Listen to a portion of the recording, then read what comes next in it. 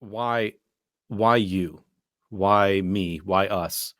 And on what authority do we have to be doing what we're doing?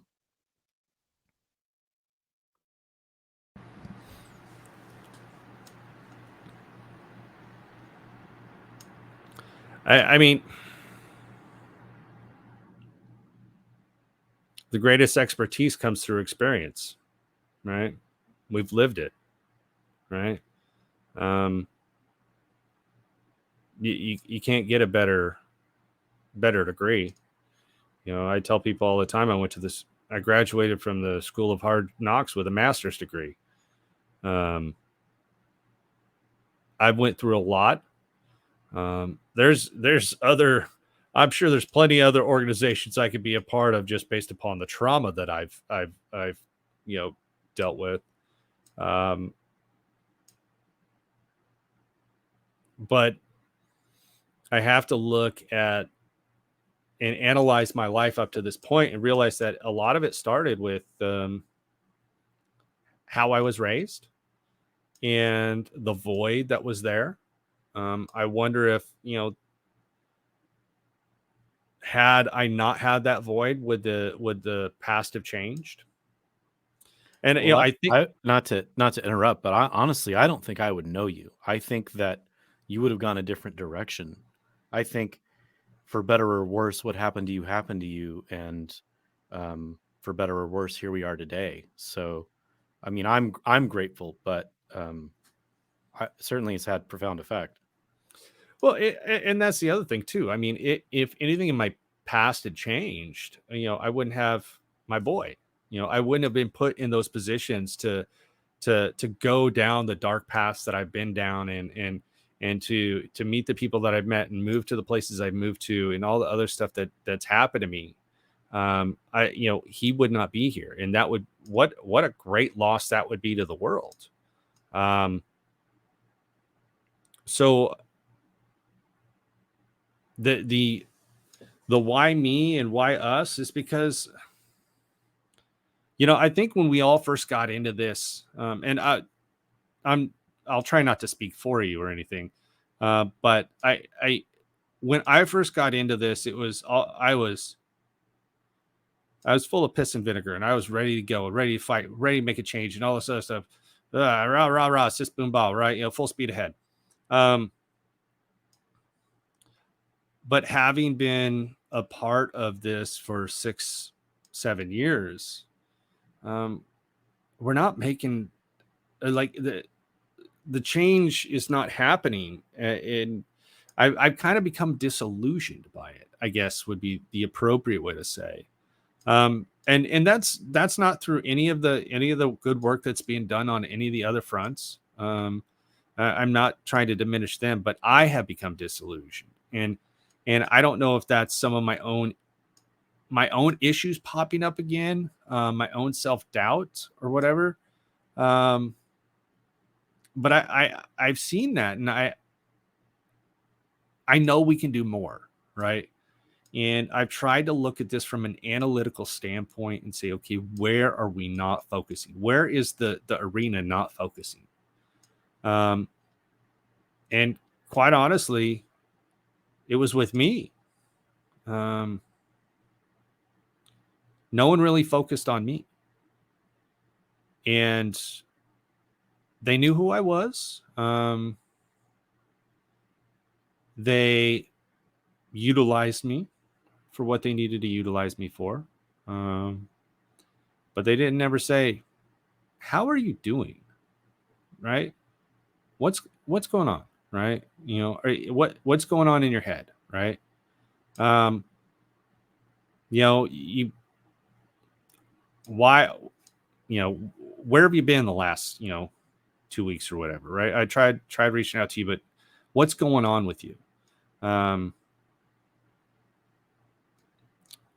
and I know that I'm no better at that with anybody else. Right? I have a hard time reaching out to other people.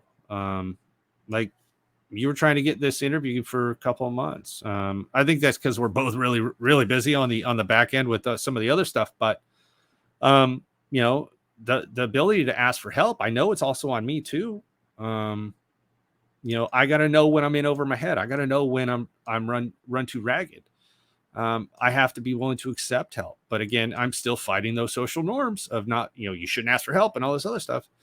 But realizing that, what are we doing to this point that has helped me? It hasn't. It's added more stress and everything else. And so I looked at it and said, maybe I can make a change. Maybe I can be a difference maker, and maybe I can help others with, understanding that they matter to us, that I care, right? That I'm there for them.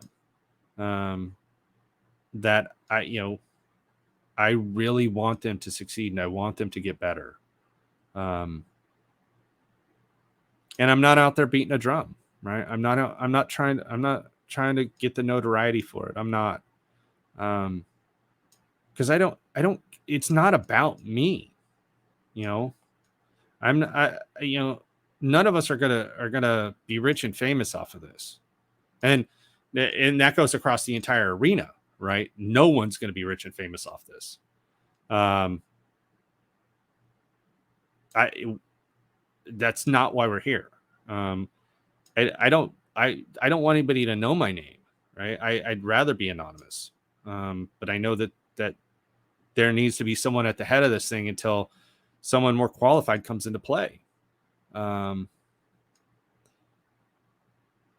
I know my limitations, and I ask for help when I need it.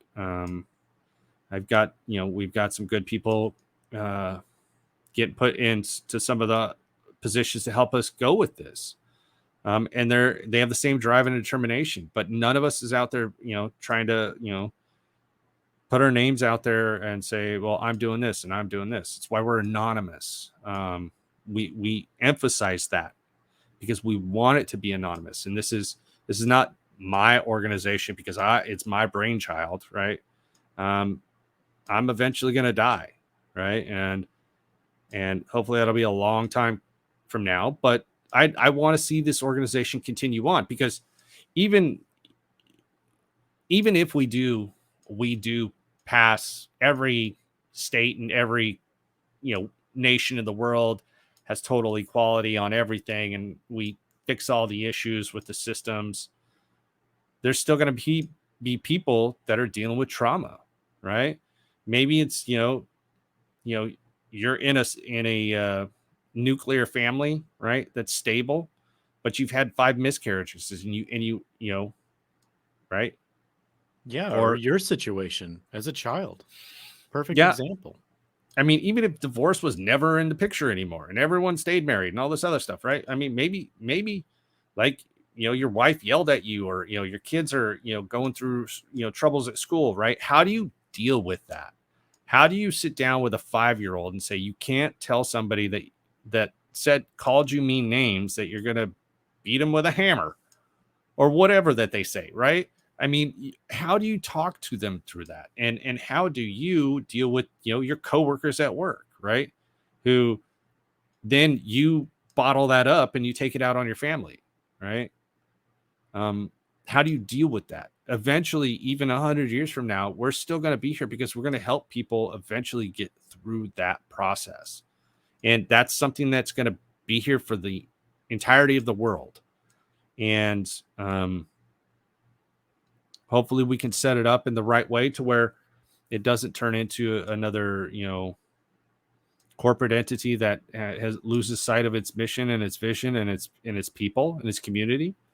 And like I said, the humility that we all have, we're not experts. We're not. And we're not out here putting our names out here trying to, get our faces recognized. We want to help people, and in doing so, we'll be able to also work through our issues when they pop back up again. I mean, just even during this conversation, thinking about that, that other stuff in my childhood, there's some stuff that's still hidden in there, and I need to work on it. I know I do.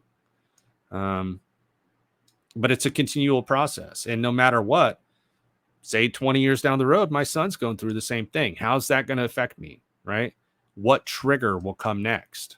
You know, to be always aware of that, to have, a plan in place should I be triggered on future occasions. Um, and that's all we can ask for. And for ourselves and for everybody else is to say, hey, it's hard. It is. I'm not going to lie and say it's easy. I'm not going to promise you the world, right? I'm not going to ask you to give everything and not get anything in return, right? I don't ever ask anything of the team that I'm not willing to do myself. And I never dictate how much they need to give, right?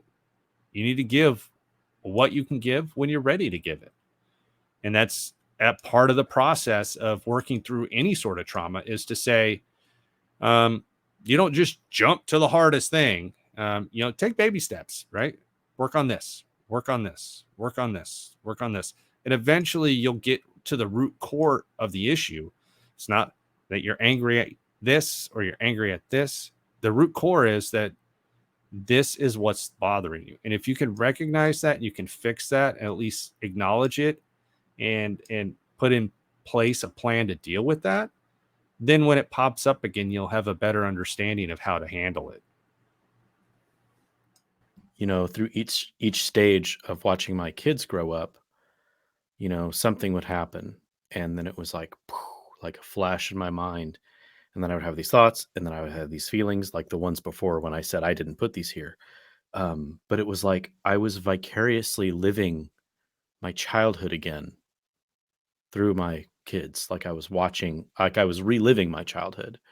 Um, and so, like when we talk about, like, even if the laws change and all of that, I mean, there's still other traumas that need to be addressed. And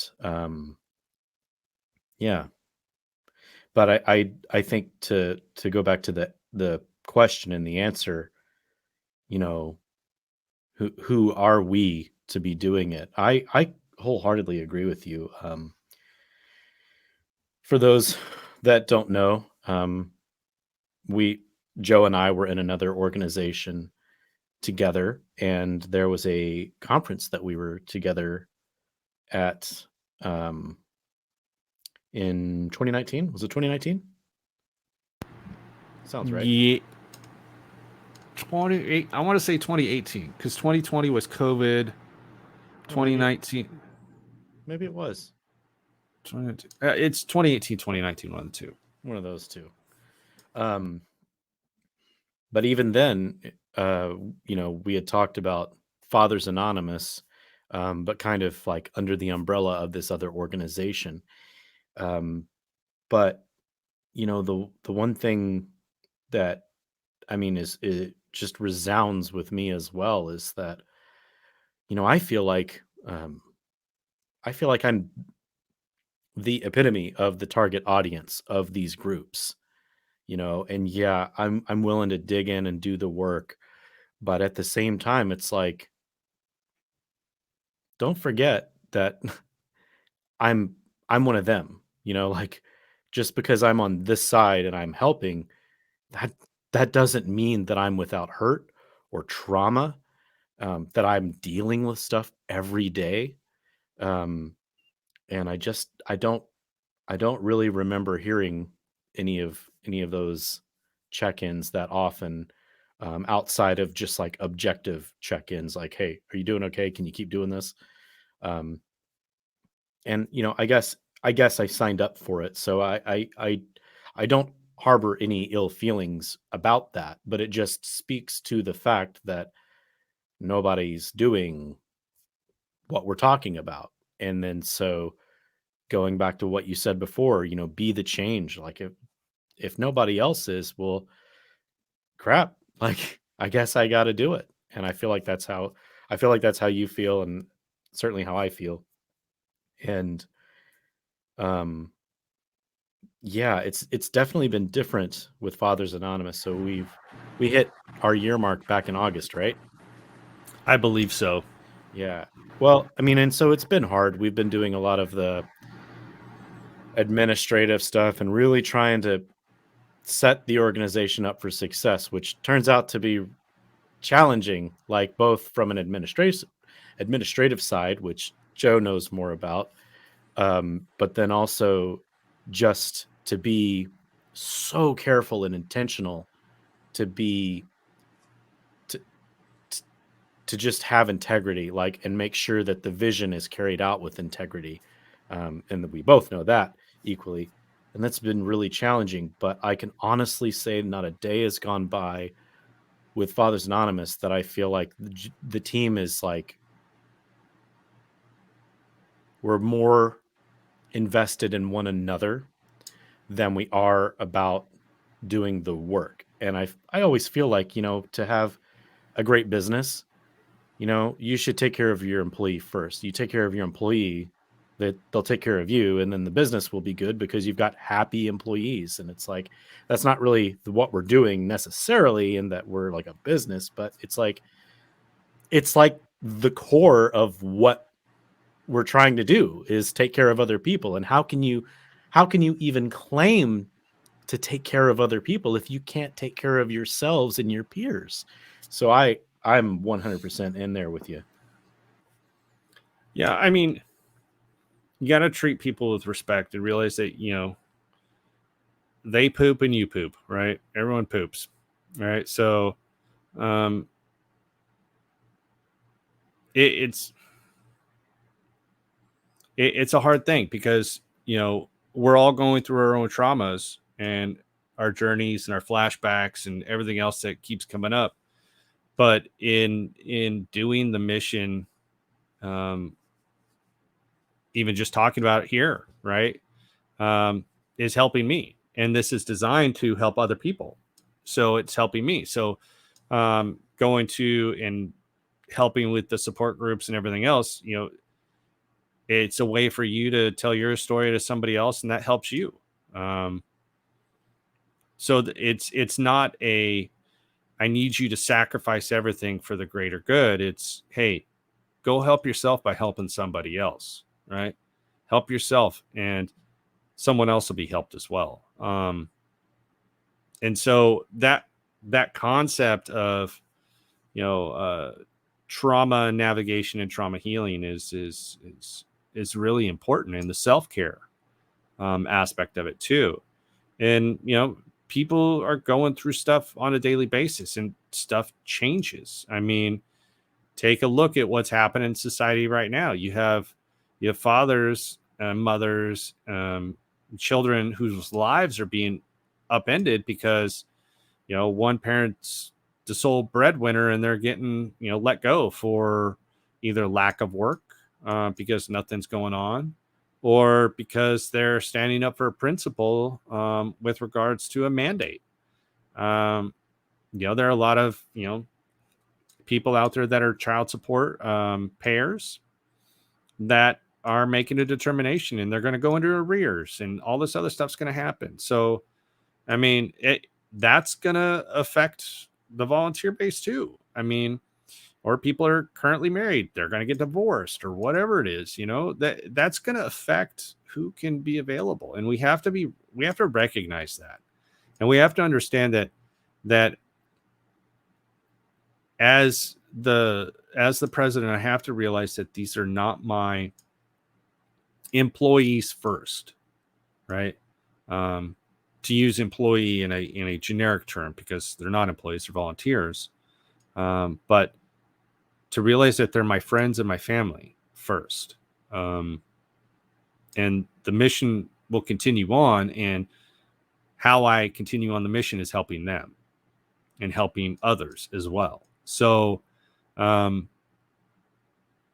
it's important that we recognize that and realize that, as the volunteer base goes and the volunteers within the organization as well, to say, look, you're going to have stuff go on in your life because life is life. And so we're here for you in any way, shape, or form. Um, just, reach out, ask for help. Again, biggest thing, ask for help. I will say, from the very beginning, I am not the first person anybody should try and reach out to, because I have so much other stuff going on. Doesn't mean that I won't take a call. I took one 2 days ago, from a friend up in Spokane. I kind of, told him about some things, told him to reach out to somebody else who knew a little bit more about what he was specifically looking for. But, I took it. He asked, and I said, yeah, I got time. But I have a lot of things going on, and I try and also recognize that there's times where I have to not answer the phone because maybe my son's here, right? And it's our weekend, or our weekend to go do something fun, or he's struggling in school, so I got to be willing to say it's got to be after a certain time if you need to talk to me, and all this other stuff. So I mean, that's the biggest thing, is that we are all a family and we're all friends, but we're all driven and dedicated to a specific goal, and that's what we need to be mindful of. And that's why I think we can help people, because we care about each other, and like I said, we want to build the community up as a family. You need to take care of yourself first. Um, I know that in this organization and in the other one, we had a lot of people, and kind of going back to what you were saying earlier, like people come in with, like you said, piss and vinegar, like they're ready, they're angry, and sometimes it's needed. Um, but a lot of time people come into it and they burn out because they don't take the time to invest in themselves. And I mean, speaking for myself, going back to what I had told you before, I mean, I, at the end of this marriage, and I kind of lost who I was. I didn't know what I liked. I didn't know my hobbies, what fun was, let alone knew what it was that I needed to do to take care of myself. And so, you know, I just want to say to anyone that's listening to this, um, all of two people, maybe, I don't know. We'll see. But you know, if you want to help with our organization, with another organization, and by all means, if you say, well, this is kind of more what I want to do, we will give you recommendations. We have friends across the community that do a lot of different things. We are happy that you would join advocacy in whatever capacity. If it's not with us, I would be honored. But you must take care of yourself. If you cannot take care of yourself, you're going to hurt yourself and you're going to hurt other people. So take care of yourself first. And yeah, that's one thing I love about the team that we have, is we're all mindful of that. And we, check in with one another from time to time. Like, we have a few volunteers on hiatus, and we know that they're like taking a break for a couple months, and I still talk to them. Like, it's not about their usefulness to me or to you or whoever. I feel like we're family, and find your tribe, I guess. Find your tribe, take care of yourself, and then help others. And if you want to, go work at a different, go volunteer for a different organization, that's fine. We're still here. We don't have you can't work in this organization and use our services. We don't have Yeah, that. You like know a what? non-compete clause or Right. something. No, I mean, we're here for humanity. And Right. ultimately, that's what it is. We're here for humanity, to help deal with the emotional and psychological and traumas and triggers that are associated with family, and it's hard. And so if you want to go push for specific issues that is the specialty of another organization, then go do that. But if you get burnt out or whatever else that happens, we're here. Come to a meeting, you know um just come, refocus. That that's the best way I could say it. I mean, we're not gonna close the doors to anybody.